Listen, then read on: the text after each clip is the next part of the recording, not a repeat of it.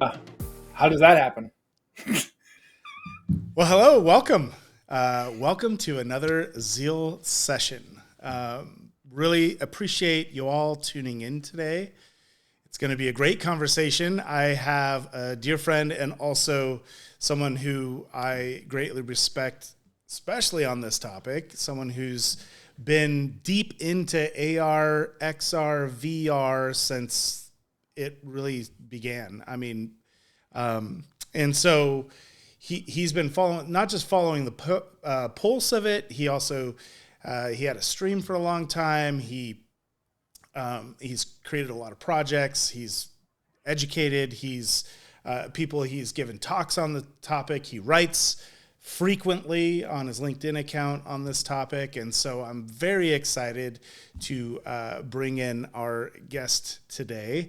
Before I do, I did want to mention real quick that in September, the last week of September, the 25th through the 29th, we are hosting the Redwood JS conference. It's the first Redwood JS conference, official conference, and it's the first annual one. And we're teaming up with the Redwood JS core team and Preston Warner Ventures, and we're going to be hosting that conference in Southern Oregon. It's going to be amazing. We have the speaker lineup is is awesome. We've got people from GitHub and all kinds of different companies and businesses coming to speak and give workshops. Vercel and Prisma. We have core team members from those companies coming and giving workshops, and sponsors, great sponsors for the event. It's going to be an amazing event. We hope to see some of you there if that's something that fits you. But without further ado, I would love to bring on our guest today, Mr. You're this way, Jason Harrison. Welcome, Jason. How are you doing today? Hello. I'm doing great. Thanks for that introduction. That was something else. You are something else. You are Thanks. definitely something else. You have a much better complexion than I do. I don't know. I've got some blue going today. I'll have to figure that out. You You look know what great, it by the is? way. That it's leveraging that NVIDIA, video processing. Oh, are you? Oh, yeah. All right. Perfect. That's all that um, is. Magic, the magic of theater. the magic of theater. I love it. So, yeah, so I wanted to start out the conversation briefly, just maybe introducing yourself. So I gave you a brief introduction, and I'd love for you to just give a brief introduction about what it is about this technology that really has drawn you in over the last, I guess it's been at least 6 years that you've really gone deep on it. And so how what is it about it that's really drawn you into it and made you uh, dive in as deep as you have? Yeah, thanks. So as Trevor said, I've done quite a bit of things in tech. I started when I was a kid, playing with computers, making things. I've always been a maker of things when it came to computers, software. Tearing them apart, putting them back together. Um, and I was there when the internet became a thing, and when having a website became a thing. And a few years ago, as Trevor mentioned, I started to get into augmented reality first, when the iPhone came out and had a LiDAR sensor that made it able to detect all these shapes in the world and things like that. And when I was able to start to place these virtual things, whether they be objects or characters or whatever, into these real environments, it was really, to me, magic. And there's so much possibility with that, whether it's with storytelling and education and just so many different things where this technology can be applied. And of course, VR, which has really risen recently with Meta jumping in with their Quest device and making it relatively inexpensive for people to get in and try it. The Star Trek holodeck starts to become more of a possibility, right? Where we can, and with AI especially, we can simply put on a headset or put on some sort of a device that we can now speak to and create the things that we want to engage with. And that to me is super exciting. I really enjoy both technologies, and they both have their uses. But being able to be a part of building those things I think the thing that excites me the most. Awesome. Thank you. Um, I think right off the bat, the thing that I want to try to not make too many assumptions about what everyone is familiar with in this space. I know you are uber familiar, and a lot of the people, when you give talks and you're speaking to the different communities, there are communities that are very familiar with AR and XR and VR. And so I guess let's not make too many assumptions about what everybody is familiar with. And the first question I'll have is, can you tease apart the differences between AR, VR, and then what is this XR thing? Yeah, for sure. It is pretty confusing, and unfortunately, the less involved media and writers have kind of taken XR and turned it into a definition that's different than what I think it is. So I'm going to just share. I'll share both, I guess. So AR is augmented reality, and that is where you have a vision to the real world around you. And typically, these days it's through a handheld device, either a phone or a tablet. Most of the time, behind me, I have a HoloLens 2, and that's another variation of that, more of a mixed reality. But you have a view of the real world, and then you have virtual things that become a part of it, whether they're standing in front of you, whether you're doing a virtual try on of some clothing or makeup, or you are looking at your room and wondering what it might look like to see the color of your wall in a different color. It's taking the real thing and then augmenting it to your through your vision of your phone or tablet or whatever. Um, but you're still in the world and in the real world.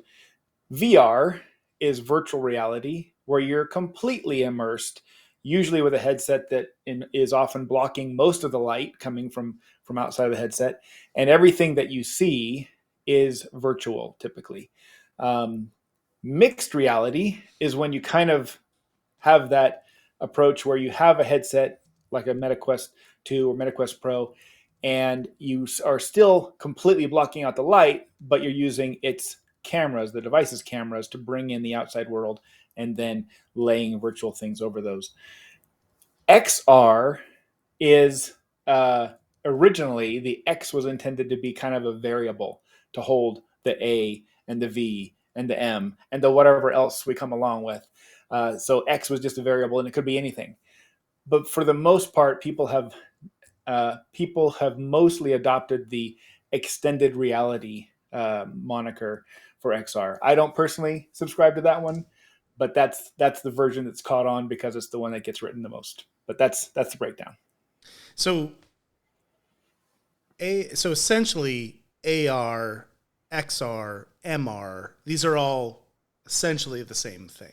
Is that correct? Yeah, it's kind of a spectrum. If you think about, a spectrum that starts from the real world to fully immersed virtual world, they're on the spectrum in degrees that guide how much of the real and how much of the virtual you're experiencing. Is it, do you think it's a requirement to have all of those? To have all three of those in that space, or I mean, because it feels to me like AR, augmented reality, has sort of jumped out as being the bigger one, right? So XR and MR, what's that? Mixed reality, and then XR. Those two have been. It seems like they've been pushed sort of by different brands, whereas AR is sort of hitting even things like this watch, augmenting my experience with the world, right? So to me, at least, it feels like the AR moniker sort of fits all of the things where you're laying something that's augmenting your interaction over or in conjunction with the real world. Yeah. The short answer is, do we need all those things? Probably not. But as almost every emerging technology has gone through, we're going through these iterations Yeah. of labeling, right? And so XR right now has kind of been adopted as the umbrella for all things reality. And so XR is often used as a placeholder for all of the other things, where MR has a pretty particular definition of being some, basically you're in a headset, pretty much immersed in that headset, but you're allowing outside world to come through cameras. Um, so yeah, I mean, it's one of those things that we're going to go through growing pains and whatnot. I mean, many people have heard the term metaverse. It was huge, right? Not too long ago. Now you're finding it not talked about nearly as much, and that's just part of that evolution of labeling that we're going to go through. So yeah, I mean, there's a lot of abbreviations right now, and you're right. I think AR and VR are very clear. The other one's a little less clear for most people. Um, Now, recently we saw Apple announce their entry into the space, and uh, it was pretty exciting to see. And I think, again, like any of these things, really exciting to see the promise and prospect of it. It might be a very different experience to have, right? But one of the trends that I'm seeing happen between specifically the VR headsets is the VR headsets. The trend seems to be that they're all adding AR capability, right? So in order to have a true VR experience, you need you need the full screen experience. You need the ability to completely make the background opaque. And in order to do that right now, because we don't have thin glass that can be completely obfuscated, right? In order to do that right now, you need to have screens, and then you need to have a bunch of cameras conveying the outside world, and do that in a way where the lag doesn't make you sick, or Yeah. things like that. So is that something that is that the iteration we think we're heading towards? Is this sort of mix of experience where you can go in and out of virtual reality and augmented reality? Is that what you see happening? Yeah, a lot of people do predict that augmented reality, or Apple's version of it, which is more of a mixed reality. By the way, going back to labeling, interesting that they didn't mention any of those things. They call it spatial computing, right? They didn't even That's adopt any of as the Apple does, right? so, so again, we have a new label. Right. It's not a But tablet; it's an iPad. that's right. But their intention, I believe, is, and again, as Apple does, is to create a new experience, not one that we can easily map one to one with augmented or virtual reality. And so it's going to be interesting to see how that works. But most people do predict, getting back to my original point, most people do predict that augmented reality will effectively win out in the use cases of the future, and that Apple's approach, which is to kind of have this ability to adjust how much of the outside world that you see, would be something that people would want to go fully. And it isn't even necessarily virtual reality. Again, in Apple's case, they demonstrated being able to shut out the outside world so that you can just watch a movie. It's a 2D movie, but you're being able to shut out the outside world. So it's not virtual reality in the respect that it's not 3D and immersive, but you've got a personal and private experience that they're providing by giving you that dial to change that. And I think that's something that will likely catch on and be a Yeah, part the of a ability to lot of just like experiences. turn a dial and have it go into a Yeah. fully immersed experience Yep. and come out of it, like that is fascinating. The ability for somebody to like enter your immersed experience by talking to you. Yeah. There's a lot of interesting things. I'm hoping that, and I think everyone's hoping that they truly can deliver on all of those promises. I know that I saw videos of people who demoed some of that technology and said it was amazing, and that like the demos were pretty, narrow in Yeah. spectrum, Yeah. but the promise and hope was there, and that it did feel like an Apple experience. It didn't feel clunky. It didn't feel like it was, like, oh, they just missed the mark, or it looked way better in the demo than it was in the experience. I didn't hear those responses. So that's encouraging. Yeah. Yeah. Anyhow, okay, well, let's move. So that's a bit about the sort of landscape of devices and I think, though, what's fascinating is when the term AR specifically is mentioned, I still think that most people only think about a headset, Mm. right?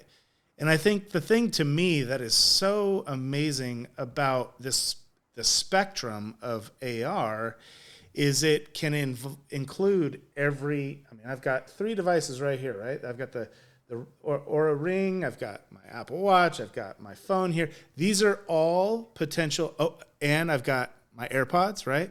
These are all potential AR interactive devices, whether it's augmenting the audio landscape of a space, or augmenting the data and perspectives, or things like that. Augmenting the sort of relationship of data with your space, and notifications and things like that. And I've seen some creative uses of things that aren't a headset for, there's some interesting, and again, these are games where you can play them on your phone, use your watch, the headset, and it does emulate environments and things like that. And you have to travel a distance, and you can use some mapping function to interact with that. And so I think that one big thing to think about is that the way into augmented reality doesn't necessarily have to be to dive right into a headset. There's these other devices that are probably closer to the technology sets and stacks that you might already be using in your products if you have them. Do you have any commentary on that or thoughts on that? For sure. The form factor is going to vary on what your goal is, right? So if I'm a contractor and I sell backyard redesigns, I'm not going to necessarily ask you to put a headset on. I'm going to bring my iPad and I'm going to scan your backyard, and I'm going to start dropping virtual things into your backyard, and we're going to stand there and look at my tablet, my iPad together, and visualize what your backyard could look like, right, with these new designs. I'm not going to try to get you into a headset and worry about the experience that might be, because as we know, some people can't tolerate the headset very well. So certainly it depends on your goal and what you're trying to achieve. The headsets do have a purpose. And like I mentioned, the HoloLens 2 is very widely used in manufacturing, in architecture, in all these different ways that people need to have an overlay of information for the work that they're doing and things like that. So it just depends on the application. Augmented reality, again, is something that can happen across a spectrum. I mean, you mentioned the different ways you might engage with it. One of them is that Mario Kart game, right? Oh, Where you've it's so got fun. your Mario Kart and you've got your Switch, and the cart is driving around an augmented world that you create, right? And that's not using an iPhone or an iPad or anything else. It's a Nintendo Switch. So there's a lot of different ways that we can go about it. And people who played Pokemon Go, which I heard there was a few of them, they really experienced that augmented reality without even realizing it. So, and I think that's how the adoption is going to take place. Is that augmented experiences will just begin to be the experience, and you won't necessarily be thinking about, oh, I'm doing augmented reality. It's just going to be a part of the experience automatically. Awesome. Sanjay asked a question, said, I'm curious about how this conversation ties into IoT, or Internet of Things. Something, like a real simple thing that comes to mind is if you have, for instance, a refrigerator that is connected to the internet and has some capabilities, you could literally just hold your phone up and look at your refrigerator, and it could give you a bunch of it could show you, like, what do you have? What are you missing? You could press a single button on your phone that says order it now, and it could come to your door. So there's a lot of those types of interactions, I really think that, and this is why this is one of the things Jason, you specifically have helped sort of inspire in me, is that we're at the dawn of this moment with these experiences, and that it really is, it's as creative as you can get with the items around you and how you might want to or could possibly interact with those things based on the devices we have or the devices we can create with that idea in mind. Because we can basically build almost any of these things in some form factor or another. And so I think it's just like, just to throw out there to you, Sanjay, it is really right now in this moment, it's about saying, I wonder what if you could, and like this could talk to this, or what would I want to do if I could have this interaction? And those answers are going to be the things that lead to this wave of, advances and integration with the world around us that we're talking about. Yeah. Yeah. I'll add a little bit to that. The interactions with Internet of Things, or in other words, getting in some sort of integration with devices, is already happening. We're already swimming in data. So many of the things around us are collecting and distributing data. Where this happens already quite a bit is in a kind of factory setting where you've got these gigantic machines that have sensors and dials and gauges and all these things on them. And you can put on a HoloLens 2 and look out across your factory, and you can see from a distance across the whole floor, you can start to see indicators of machinery that might start having a problem or is giving a signal of some kind that you need to investigate. Now, obviously, you could also look at a 2D screen sitting at your desk and see something similar, but this is a much more visceral experience that you get to have. And then when you get into that machine and start to do diagnostics and things like that, you can remotely dial in a professional, whatever your machine is, professional servicer, and they can see what you're looking at in an augmented way as well. So now you've got this extra pair of eyes and guidance for that experience. But as it is, there's already this factory experience. It's being used in farming, where you've got all kinds of sensors for moisture and all kinds of other things going on. You have a visibility into those devices and their state. There's a lot of ways that it's starting to already integrate with the Internet of Things. It's another area where I think it's got a lot of potential. Yeah, and I think that what's really exciting about that is, as more objects and elements in our environment also become connected, the opportunity to have or add to AR experiences goes up, right? So just like you're talking about, let's talk about a practical use case. So you talked about the floor of like a manufacturing facility.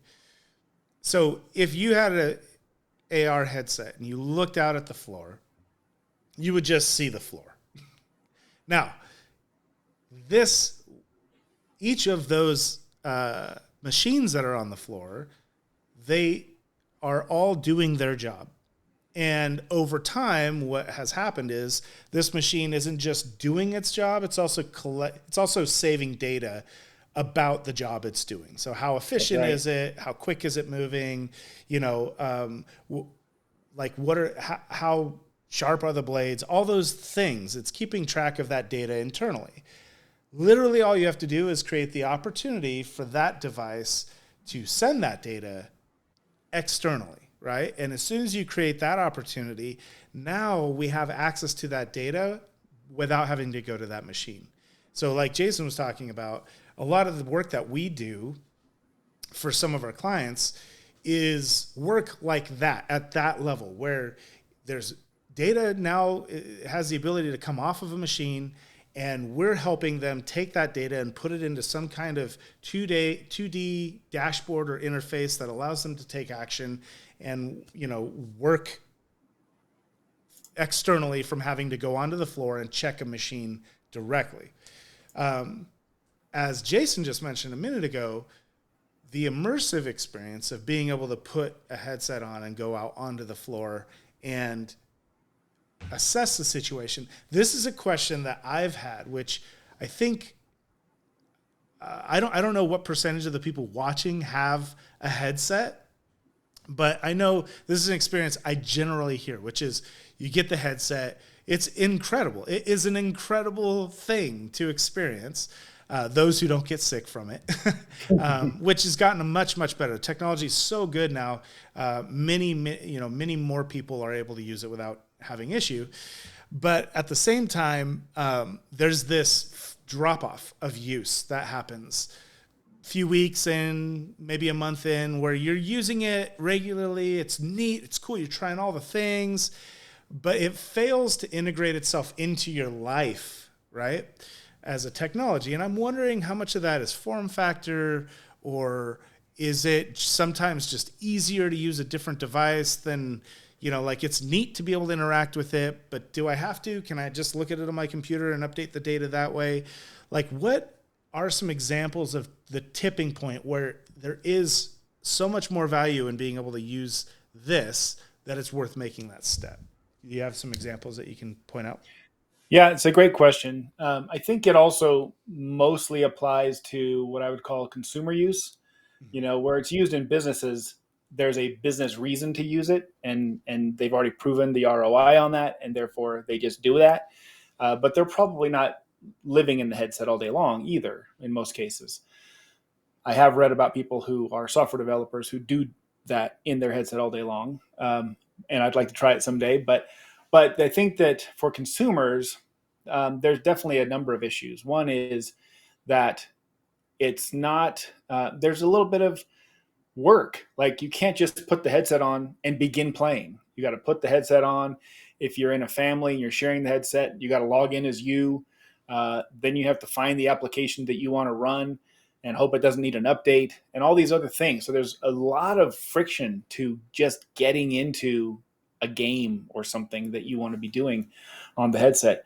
If you want to be doing some sort of productivity session where you want to connect to your computer and actually visualize your own computer screen, that's more friction. And so I think as we're able to come up with less friction in the onboarding process, just getting up and running, that's going to increase adoption. One of the big complaints people have when, so like if you came to my house, Trevor, and you'd never used a headset before, and I'm trying to get you into mine and get you into a game or something like that, that process takes a while, like, especially if you've never done it before.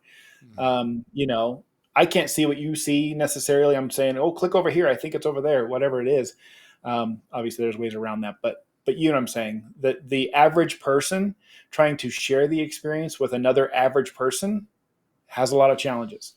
And so I think that frictionless onboarding is going to really make a big difference. We'll see if Apple's introduction is a more frictionless experience. The other is, I think relatively obvious, which is content. For the most part, there's not a lot of content that keeps you coming back. You play a game, you beat the game, and if you played the game again, you pretty much know what's going to happen already. And so there's not a lot of variety that comes from most of the experiences. And the unfortunate truth is, it's very expensive to make a VR game and make it well.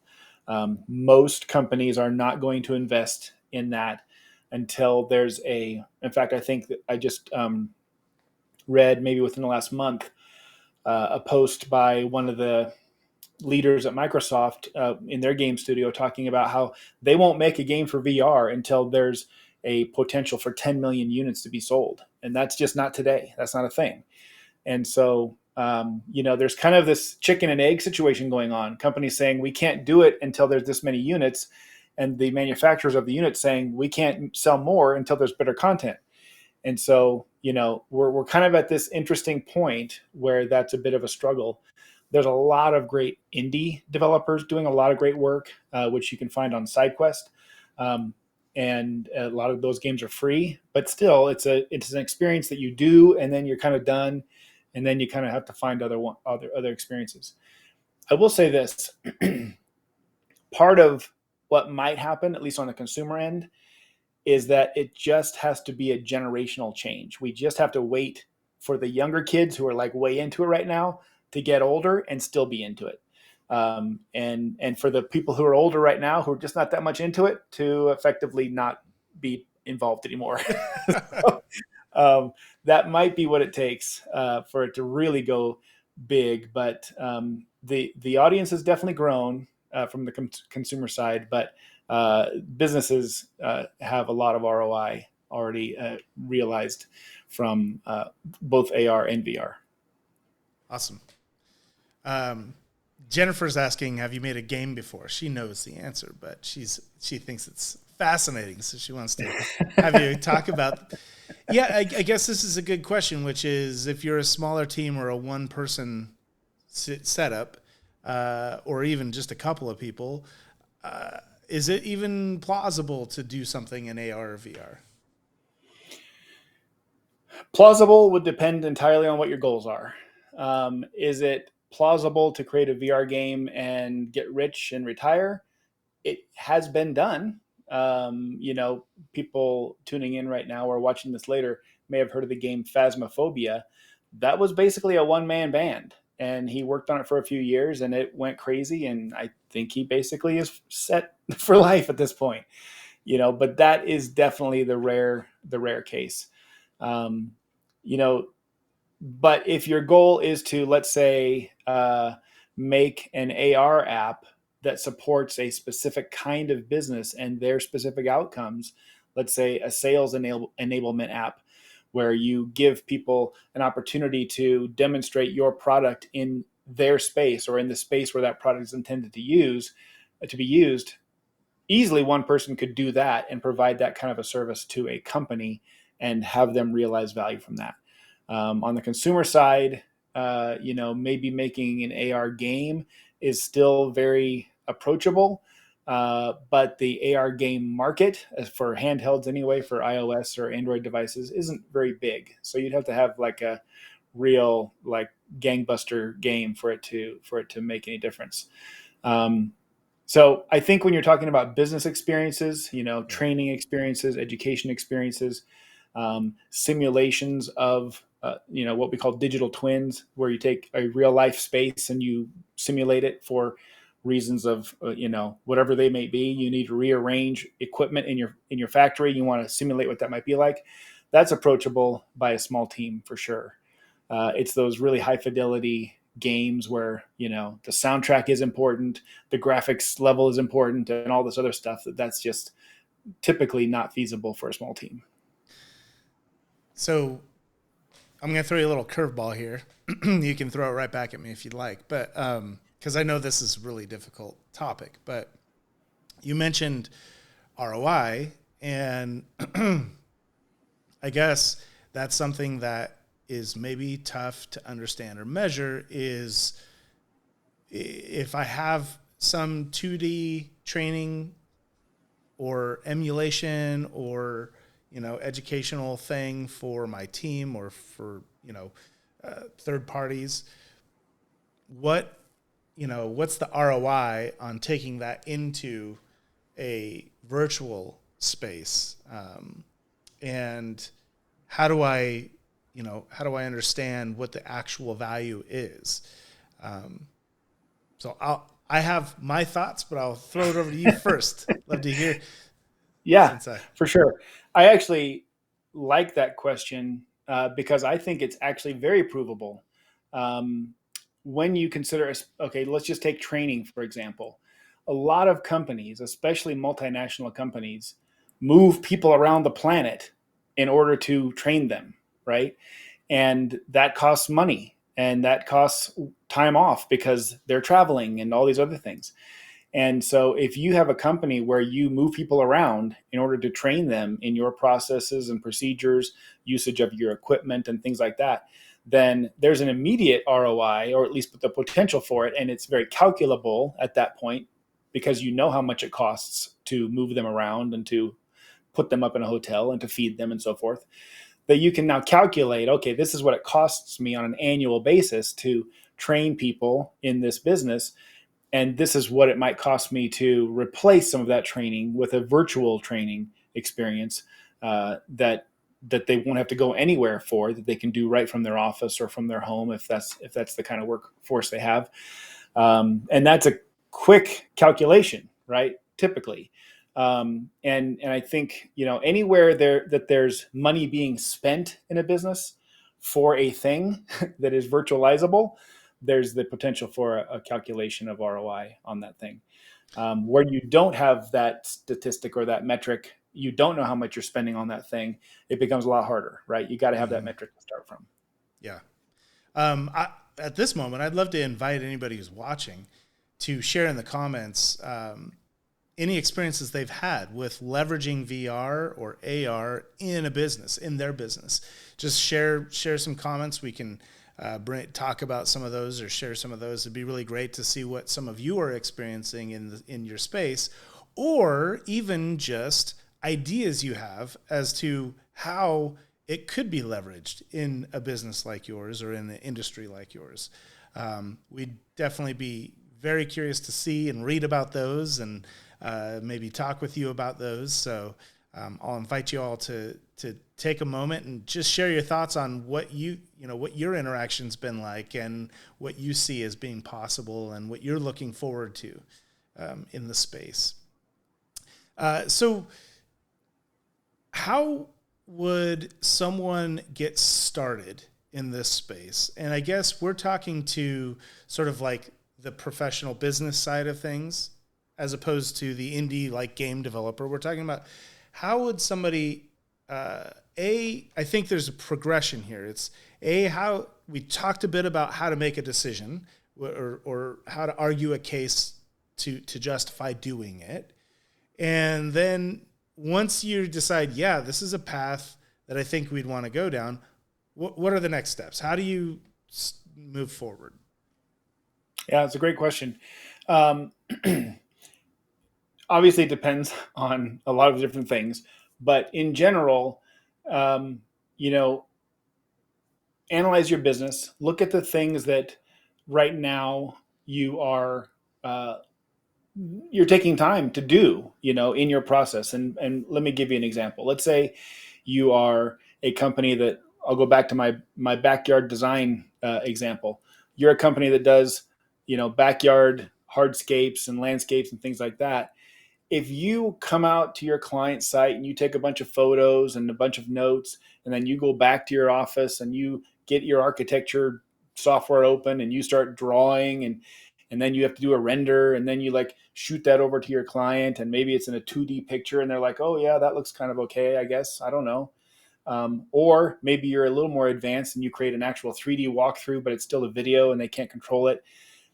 You already have things that you can replace with virtual reality or augmented reality, because you have these processes that you have to take a bunch of time, first of all, to create and assemble, and then you deliver them, and they're not amazing, right? The client has to still use their imagination.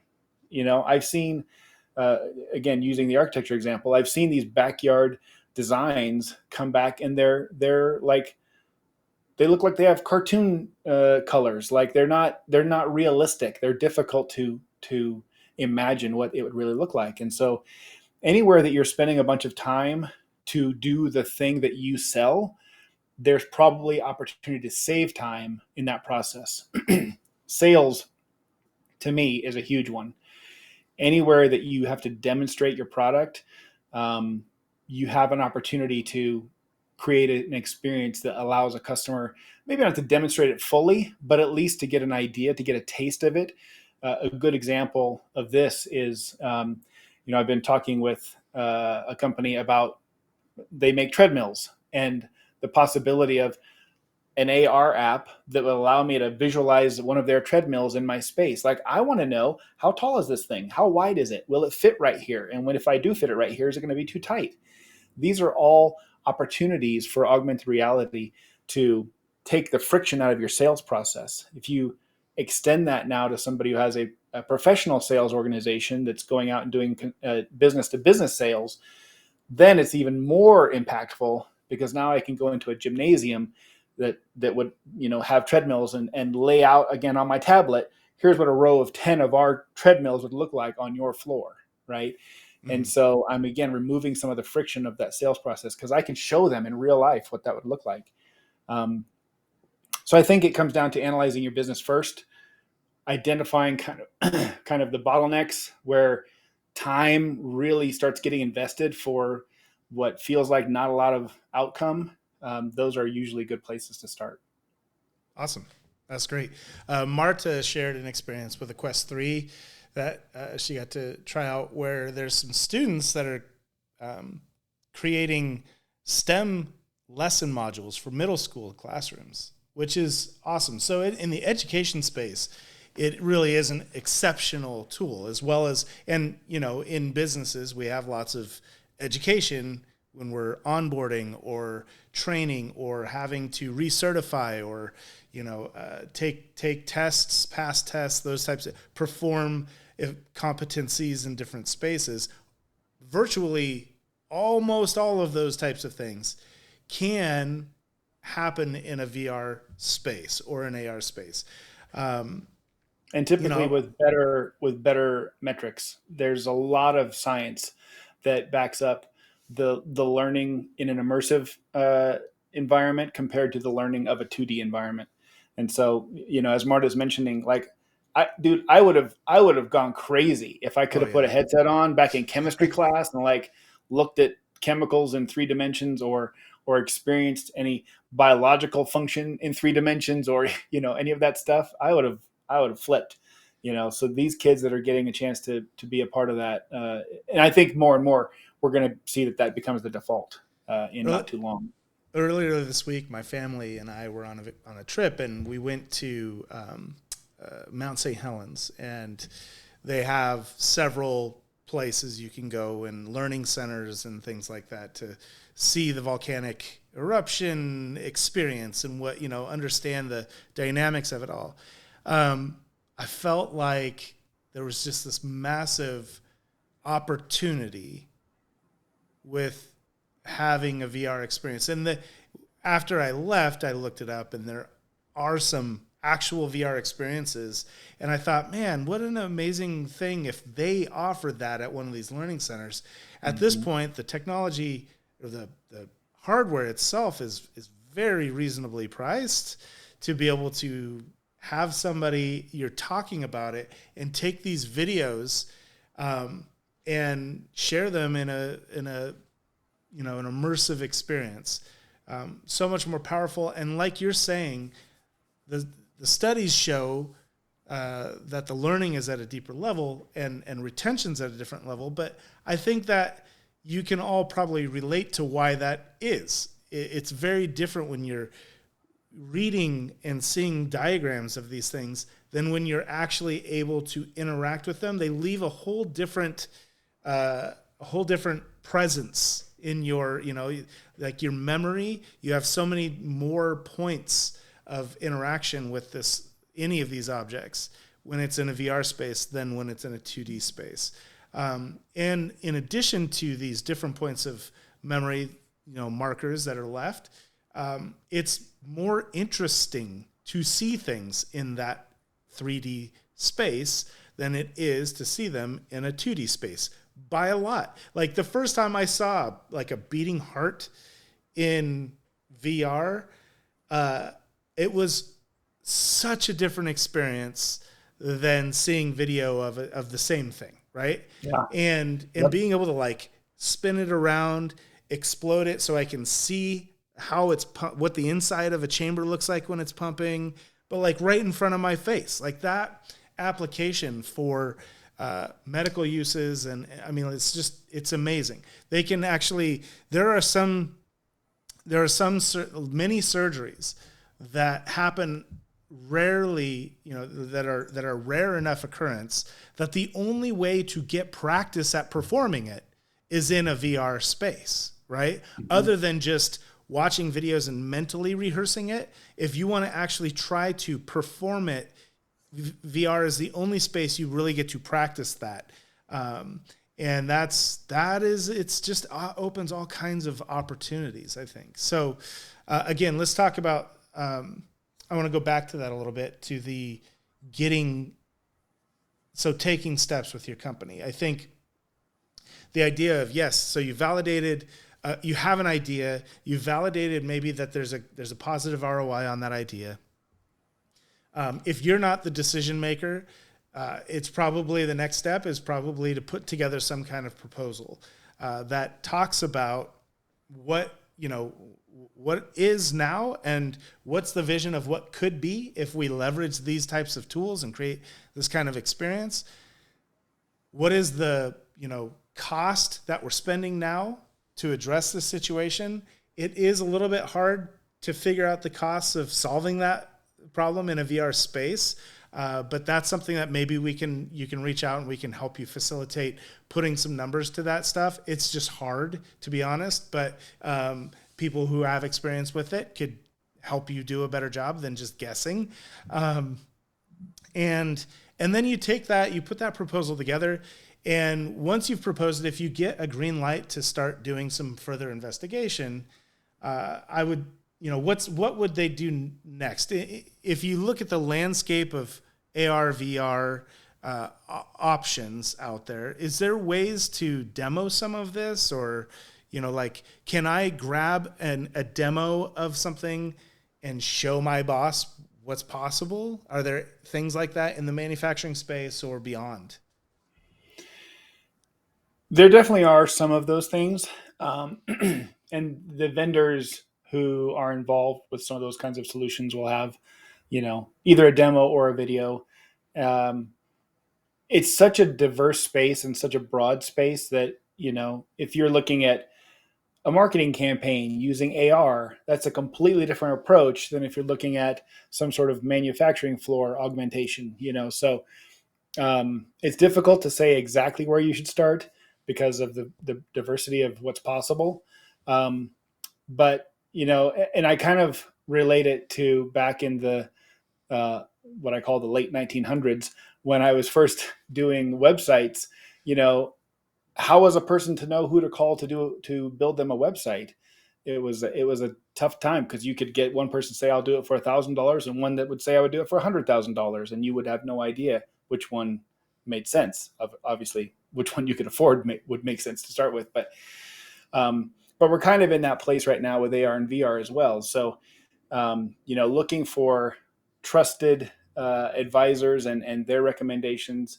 I think no. So I'm personally involved with the VR AR Association, which is a global association of people who are either interested in learning exactly what you're talking about, Trevor. Like, how do I do this thing for my business?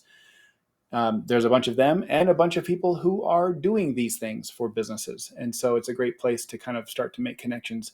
But certainly we would love to talk to anybody who had an idea for the possibility of what augmented or virtual reality could do for their business and explore that with them. We'd certainly be happy to do that. But yeah, I think it starts with a bit of research, which sounds like work, and it is a little bit of work. You need to sort of get an idea of what the lay of the land is before you jump right in. The good news is there are a number of vendors who exist and who are up and coming, who have created tools that make creating some of the experiences we're talking about a little less of a lift. It's not everything has to be from scratch. There are lots of places to start that give you a great foundation and that you can build on top of. So, yeah, it's not all doom and gloom by any means, and it's not all six figures either.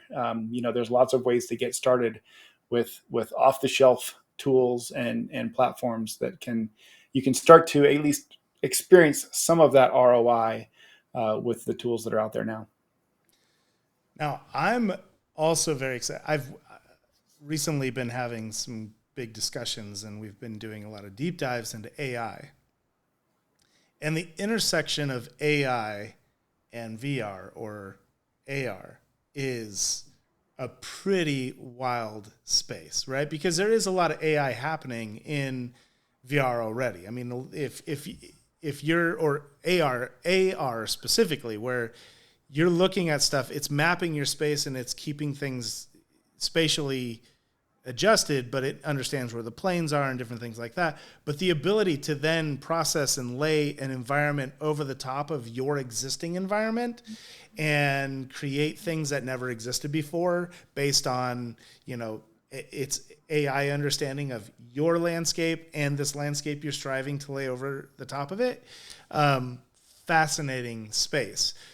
And if you leverage other bits of AI, you can then really, I see this like accelerated interaction with the world around us by being able to have AI see the world and interpret things for us that maybe, so like without having to have IoT on all the devices, it can interpret a lot of the world and space around us and give us data that didn't exist until we looked at it, right? Leveraging AI and your interaction with your space around you. So I think that there's the paradigm and explosion of opportunity as these two technologies continue to advance. So as Jason said, there's a lot of potential friction right now in getting up and going or leveraging or using on a regular basis this equipment. That friction is going to continue to truncate, and the hardware is going to continue to be less and less invasive on your being, less heavy, less cumbersome, less weird looking. And as that happens, it's going to get adopted more. It just will. That's the pattern that we've seen over time. And that mass adoption point is I see just this collision of AI and VR and AR being able to offer something that, we couldn't even imagine, or I guess maybe some people were imagining it, but like, Star Trek and some of these like fantasy, they were like fantasy sci-fi stuff that we really do see the potential for having. And yes, like I think you mentioned the holodeck right out of the gates. That's sort of, there's like this holy grail of VR experiences, and that is the holy grail of VR experiences. And I'm not sure when that potential is going to be upon us, because in order for that experience to happen, there has to be some way to manage the floor, right? And some way to manage, it's a lot. There's a lot of stuff going on there. I've seen a lot of attempts and things you stand in and walk in with slick shoes and stuff, and that's cool. But it seems like we're a ways off from the true holodeck experience, but it seems so much more plausible than it ever did before. I see a reality where that could be a part of our world. And 10 years ago, it was like, I don't think we're going to get there. Or, I don't see when it's possible in our lifetime. I see that possibility in our lifetime, Yep. which is exciting. So I do that. You mentioned this earlier. You briefly kind of glossed over it. But what happened to the conversation around the metaverse? Like, why is that? It was like Meta went all in. First of all, they changed the name of the company to Meta. They created this concept, like they were pushing this concept of metaverse. And like, why aren't we millions of devices, millions of Oculus were purchased and sold. Why are we not seeing more traction there, or what's going on? What happened? Where are we at with that? Zealotry is the short answer.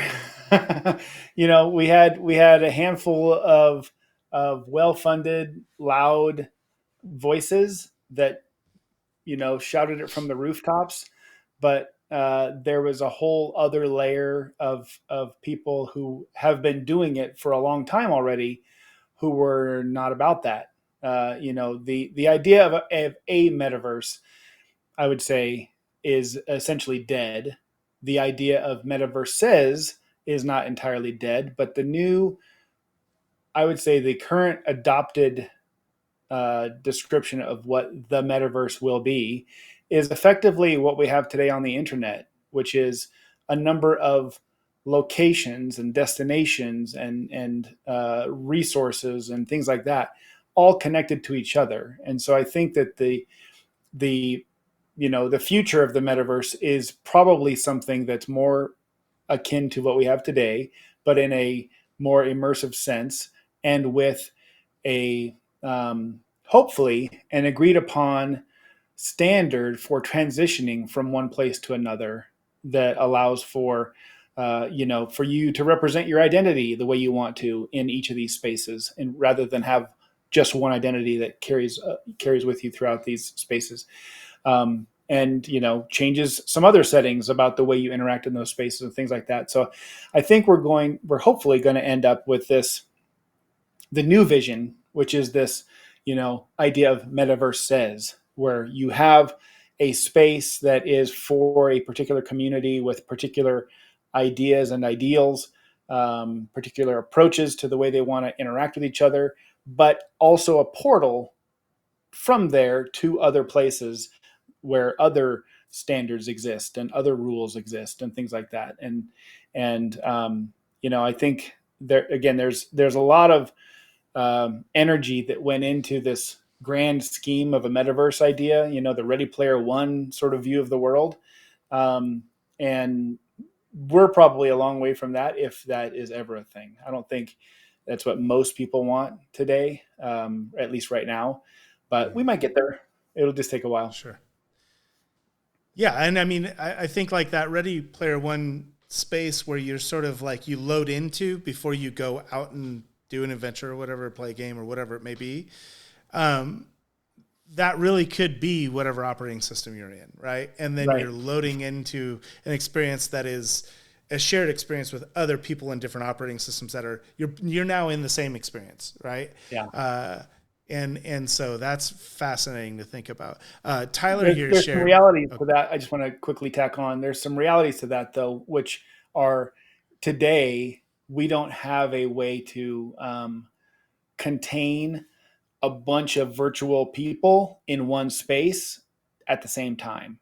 The resources required to do that would just be too high. The overhead, it would make the experience terrible for everybody, which is why you see or have seen, these massive multiplayer VR experiences. Yes, they're massive multiplayer, but the instance that you exist in only has a handful of other people in it, respectively. Like there might be 100, but there's not 100,000 in that But there same will be. space. That's a technology Eventually, issue. yeah. Yeah. There's a lot of things we have The to do doubling. before then. But yeah, Yeah. let's get to Tyler's Tyler comment. says, my organization is working with local youth organizations to explore ways we can utilize VR to conduct career exploration with local youth. The challenge is the cost of each headset and the question of how many youth can be served per headset. Yeah, that's a real thing. You know, Obviously the costs are real. Even a MetaQuest 2, I don't know what it's down to now, but a few $100s. But if you had to do a bunch of those, is a lot. But the second part, I think, is actually really important too, which is, again, the current approach when you have shared headsets is that you have this sort of multi-user environment where you have to log in and log out and log in and log out depending on who you are, in order to provide the right metrics and tracking and experience reports for these kinds of experiences. So thankfully, there's a number of companies who are working on these kinds of solutions, and there are certainly plenty of device manufacturers who are working on less costly devices. But device management, again, there are companies who, if you have like a fleet of 100 headsets, they've got software that you use to actually manage them, to install your software, to install your updates, and manage the user accounts and so forth. I don't know where the break-even point is on that, like how many headsets you would have to have before it became worthwhile, but those solutions are definitely out there for just that case.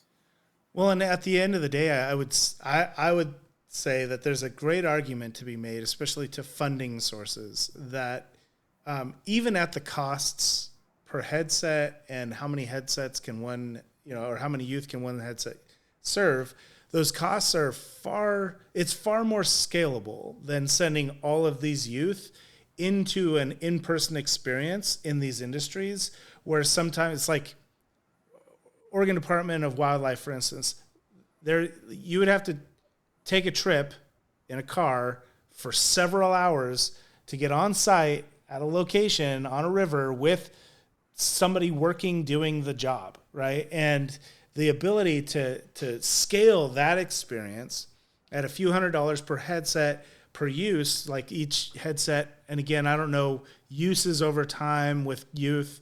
I don't know attrition on that, Yeah. but the ability to scale that experience to many people as opposed to one person going Hmm. and having it, I think is where their argument really is, supports the spend of the money, even if you can only get one headset, right? That one Hmm. headset is empowering many more kids who probably don't have, maybe don't have access to the money to travel and go to that or go have that experience in person, and understand a potential pathway that they never knew they could have, right? Yeah. And I think Yep. obviously for Tyler, I'm guessing these are all things that and have talked about and thought about, but still it just comes down to the fiscal costs of it all. And I would just say that those challenges,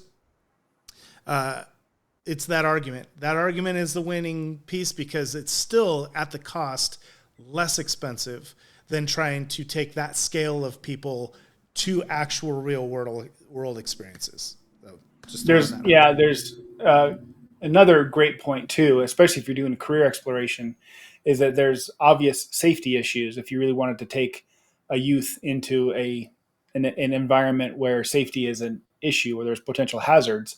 Well, now they can experience that virtually without those hazards, right? So there's Yeah. some real value to that, and there's a growing number of middle and high schools who are creating uh, labs in their schools with headsets. So I know that solutions for multi-user and all this other stuff definitely exists. I don't know of all of them off the top of my head, but I could definitely come up with some help in that regard if it would be useful. I helped But yeah, put it's together a it's a a great it's a great thing. I was Go part ahead. of a cohort that helped put together an internship program for students in the Southern Oregon area. And I do recall there were several companies that the extent of the internship was coming into the lobby and the office area and being able to like learn about things, but they couldn't go out onto the floor or they couldn't Yeah, go out into the job site because of that hazard, like the insurance and things like that don't cover yeah, it. And so, so that's an amazing implementation of technology to be able to give someone an experience they literally can't have otherwise. yep. So awesome. Well, let's bring this back around. Let's wrap it up. Um, I One thing, this is just a guilty pleasure of mine. I love, so Jason, you more than anybody I know have your pulse on it and have your finger on the pulse and are exploring the things. You just literally earlier this morning you spoke to another AR group. I'm curious, what is it that maybe isn't widely known yet, but like what's the most exciting thing going on right now for you that you've seen or excited about or especially interested in right now that isn't necessarily part of the trending conversation that the rest of us it trickles down to? So you're asking me for the secrets? Is that what you're saying? Yeah, maybe a secret. Secrets are good, or just something you're super excited about that's like cutting edge. It's on the edge of what's happening. I don't know that at this point, I don't know that there's anything that isn't knowable because every company who is a part of this is doing their darndest to create energy and create that desire for whether they're making software or whether they're making hardware, that they're not keeping any secrets. Everybody who's ready to ship stuff is putting it out there. There's definitely no question that Apple's entry into it is very exciting for a lot of people, and I think we're going to see some really interesting experiences come from that, and they're going to drive these other device manufacturers to up their game. So I feel like as long as that dynamic exists, as long as these companies are competing, that we're going to see a lot of really cool stuff. Really powerful devices and really amazing experiences. And going back to your mention of AI, I think that's where a lot of really exciting stuff is happening. People have already created proofs of concept where you can literally speak into existence things in Oh, VR. wow. You put on a VR headset, you can speak, It's a and prompt things will happen. and you can Um, create things. Wow. Wow. yeah, I That's mean cool. it's not to the holodeck point, but if you think about it, you've got things like Dolly and Mid Journey able to create these visuals that it's only another few steps to get to a three-dimensional version of those things, and people have already began to explore that. So I think that AI is going to play a huge part, and a lot of the proofs of concept that I've seen are really amazing. That's the part I'm probably most excited about, is seeing those things leveling up and coming together. Awesome. Well, thank you, Jason. And Tyler, yes, let's connect offline. Let's definitely have a conversation. We'd love to talk with you and hear more about your project. And if there's any advice or things that we can help you think through or work through, we'd love to talk to you about that too. There will be a replay of this available. I see Julie was asking about a replay. Yes, there's a replay available that will be available shortly after we finish. It should show up. At the And same URL, by the way, so yes, it should come up in the same place. same URL. Thank you, Jason. And if you are looking to follow Jason, I put this as the first comment in the thread here, but you can find him at it's jasonspatial.com, and he's basically Jason Spatial everywhere. JASONSPATIAL. LinkedIn, Twitter. He's very talkative on Twitter and different places. And so, but more so on LinkedIn these days. I think you're getting a lot more. Yeah, You're speaking a lot more on LinkedIn these days. definitely But more definitely, traction yeah, on LinkedIn. Twitter's Twitter. yeah. I also wanted to drop that Jason has held some 30-day cohorts for XR and AR development, and he's big on sharing his knowledge and expertise, but also just like trying to create more energy in this space. So if you're interested, what is the URL for I'll where drop they it in can the find chat. It's XR? letsbuildxr.com. Letsbuildxr.com. There it Yeah. is. If you go there, you can find out more about some of the upcoming things that Jason's got planned for his community, the community he's been developing, and all of those things. If you have a project you'd like to talk about, or you're trying to figure out how to pitch something to your business, we'd love to speak with you. Reach out to myself or Jason, and we'd love to have a conversation about that. This is a technology that, again, is still pretty early on. It's been around for quite a long time, but as far as something that's leveraged in the real world by businesses and to its potential, not so much. So we're expecting Very to see early. we're expecting to see a lot more in this space, and we would love to have more conversations, and we're taking a vested interest in this space. And so we appreciate your interest. Leave a comment, reach out to us, share your ideas, your thoughts. And again, thanks for being with us today. Any last thoughts, Jason? Now you pretty much rounded it up. I feel like the energy I have for this right now is the energy I had back in the late 1900s when the internet became a thing. And I was out there trying to sell websites to businesses, and they were like, I don't know if it's time for me to have a website. And then a few years later, everybody had to have a website. That's where we are with this technology. Right now people aren't really sure what to do with it. In a few years, it's just going to be a part of their business. So there's no reason not to get started now. Awesome. Thanks all for being here today. We look forward to seeing you at our next ZEAL session. Keep an eye out. I'll be posting what that session is going to be and who it's going to be with. But I do know that we've got some exciting ones coming, so don't miss them when they drop. All right? Talk to you soon. Have a great rest of your day.